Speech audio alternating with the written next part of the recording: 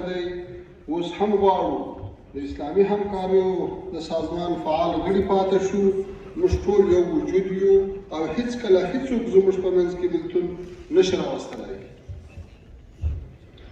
موږ چمتو یو د یوې کورنۍ د غړو په حیث د افغانستان په تړاو د اسلامي هېوادونو ټولې هغه غوښتنې، اندېښنې او مشورې واورو او ومنو چې له اوسني بحرانه د وتلو سمه او عادلانه لاره په نښه کوي. موږ په دې برخه کې د اسلامي هېوادونو له خواخوږۍ مننه کوو. ښاغلو او آغلو، موږ د افغانستان ولس د یو نماینده او مسؤل حکومت په حیث د بشر حقوق، د ښځو حقوق او په حکومت کې د ټول ولس د بېلابېلو سیمو د وړ شخصیتونو ګډون خپل مسؤلیت ګڼو او په دې اړه مو ډېر څه کړي او نور اقدامات به هم کوو. په دې وروستیو کې د اسلامي امارت د مشرتابه له لوري د ښځو د حقوقو په اړه یو ډېر مؤثر فرمان صادر شو چې د هغوی د حقوقو په ورکړه کې به خورا مؤثر ثابت شي. په تعصب سره باید ووایو چې موږ لا هم د یو شمېر رسنیو د یو طرفه تبلیغاتي جنګ هدف یو. دوی د افغانستان اوسنی تصویر په ډېر بد شکل نړۍ ته وړاندې کوي. حال دا چې د اګست 15 له تحول وروسته افغانستان کې سرتاسري سوله راغلې او د هیچا ژوند د سیاسي او نورو ملحوظاتو پر بنا تهدید نه دی متوجه. له څه باندې 40 کاله بې ثباتۍ او جګړې وروسته نن هر افغان کولی شي بې له ویرې او تهدید څخه په خپل وطن کې ژوند وکړي. واقعیت دا دی چې د افغانستان اسلامي امارت په راتګ سره 43 کلن جنګ ته د پای ټکی ایښودل شوی او 4 لسیزې وروسته په لومړي ځل جګړه کې تلفات 0 شوي دي. د افغانستان زندانونه په لومړي ځل د سیاسي بندیانو تش شوي دي. ټولې دولتي ادارې په کم وخت کې فعالې شوې او خدمات وړاندې کوي. د پخواني رژیم 15 لکه مامورین د اسلامي امارت په مختلفو برخو کې د پخوا په شان خپلو دندو ته دوام ورکوي او له هیچا سره تبعیضي یا انتقامي چلند نه کېږي او نه شوی دی.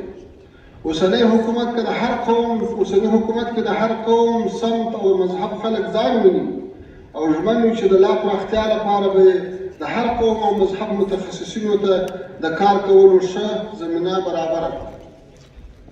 په افغانستان کې د فساد او زورواکو مخه په کلکه نیول شوې ده. اداري فساد، غصب، د ملي شتمنیو نه شخصي استفاده او د قدرت جزیرې له منځه تللي دي. افغانستان وروسته له 2 لسیزو په لومړي ځل متحد او په ټول هېواد حاکم نظام لري. نوی حکومت چې په ټول هېواد بشپړ تسلط لري، د هېواد ټوله جغرافیه او ارضي تمامیت یې خوندي کړی، امنیت یې تامین کړی او د نړۍ هېڅ هېواد ته خطر نه دی. د یو حاکم نظام په حیث حق لري چې نړۍ ورسره رسمي تعامل ولري او د نړیوالې ټولنې مسؤل غړی شي.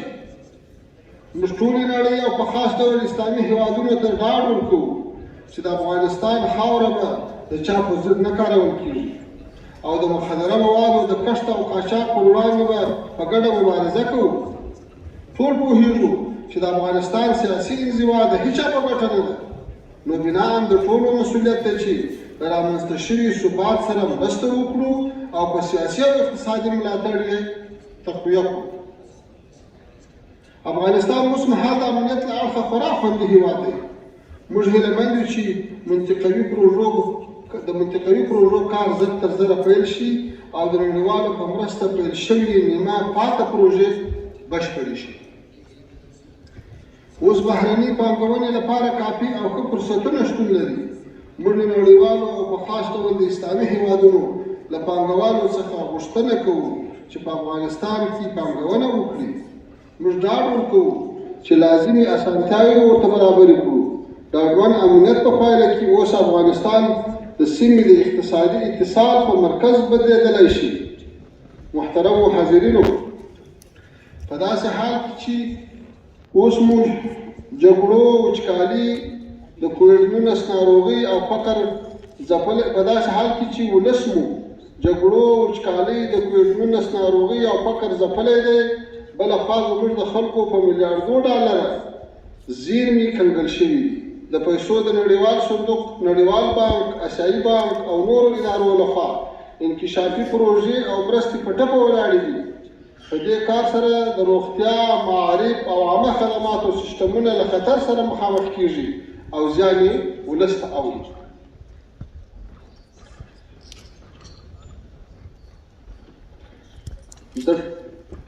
دا ټول موارد د عاجلو حل لارو ته ضرورت لري. موږ هیله لرو چې د اسلامي هیوادونو او د نړیوالو مرستندویو مؤسسو په مرسته یې په شریکه حل کړو. موږ باید لنډ مهال کې عاجلو مرستو ته اړتیا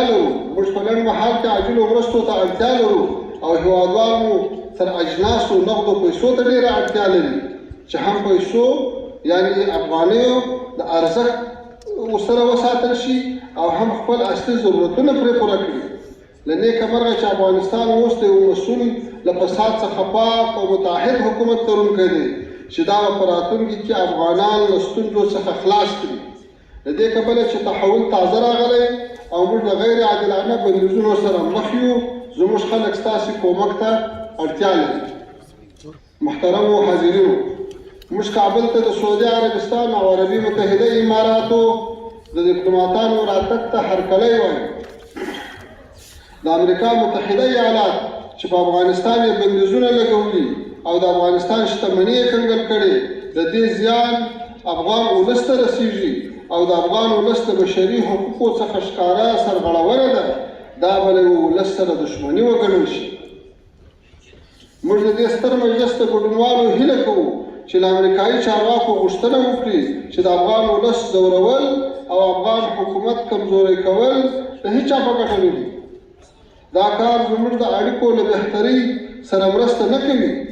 دا ډول کړنې د امریکا حیثیت ته زیان رسوي او د مهاجرتونو لړۍ پراخوي چې منفي اثرات یې ټولې نړۍ ته رسیږي. موږ د اسلامي همکاریو سازمان پر هغو غړو چې دا مهال په کابل کې د خپلو سفارتونو فعالیتونه ځنډولي دي غږ کوو چې خپل سفارتونه بیرته پرانیزي. موږ به یې د دوست هېواد په حیث هرکلی وکړو. په پای کې یو ځل بیا یادونه کوم او د اسلامي نړۍ د دولتونو ته اطمینان ورکوو چې افغانستان اوس یو مسؤل او متحد حکومت لري. دا حکومت ته دې وړتیا لري چې نورو دولتونو سره د افغانستان د نماینده او مشروع حکومت په توګه رسمي او مسؤلانه تعامل ولري. درنو حاضرینو، تاسو به اورېدلي وي چې له افغانستان نه ځینې کسان هجرتونه کوي، وځي. په حقیقت کې دا خلک سیاسي مشکل نه لري، دا سیاسي مهاجرین نه دي، دا اقتصادي مهاجرین دي. دا د اقتصادي مشکلاتو له امله وځي. دا نقطه باید په نظر کې ونیول شي. بله خبره، د مجلس د ګډونوالو نه زموږ هیله دا ده چې د افغانستان حالات، د اوسني نوي حکومت حالات دا په خپلو سترګو وویني، د دې په خپله ځای واخلي او د بل چا د مغرضو کړیو یا رسنیو له عینکو نه موږ ته ونه ګوري. د افغانستان حالات اوس له هغه پیچلي حالت ته راوتلي دي کوم چې تېر 40 کاله یې جریان درلود. بله خبره دا ده ورونو، اخري خبره، تاسې به ستړي شوي یاسته. زه غواړم چې دا خپلې خبرې په یوه ټوکه سره پای ته ورسوم. هغه دا ده چې یو مریض به ډاکټر ته ورغلی و، له ډاکټر نه یې دوا غوښته.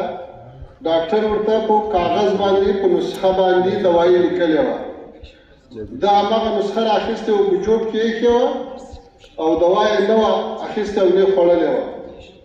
نو بیا چاته نه پوښتنه کړې وه چې اوس دې مریضي څنګه ده، نو دوی ګیله کړې وه چې هغه نسخې ما ته هېڅ ګټه نه ده کړې.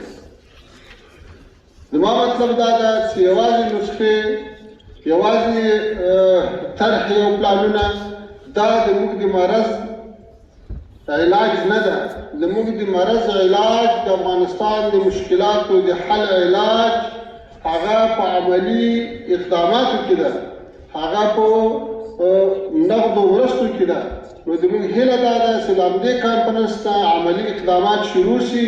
د افغانستان اوسنی اسلامي حکومت به د تاسو سره په هره برخه کې همکاري کوي. اوس الحمدلله فساد نشته، شفافیت موجود ده، حکومت متحد ده، د قدرت جزیرې په افغانستان کې نشته، ذمہوار حکومت موجود ده.